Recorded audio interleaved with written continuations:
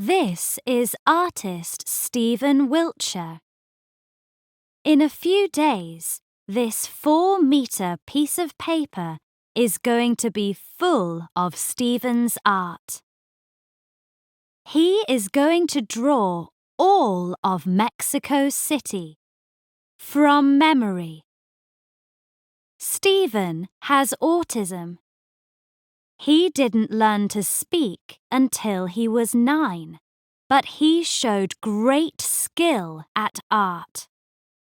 He drew animals, cars, and buildings. He now travels around the world and draws these amazing pictures of big cities. Some museums have exhibitions of his work. Before he started the picture of Mexico, Stephen visited places in the city. And he took a helicopter ride that lasted about 40 minutes. People with autism, like Stephen, often show great skill in one area. They are sometimes good at music or maths or remembering details.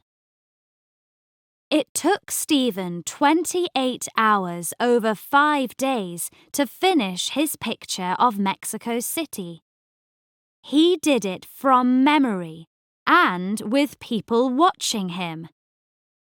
What do you think of it?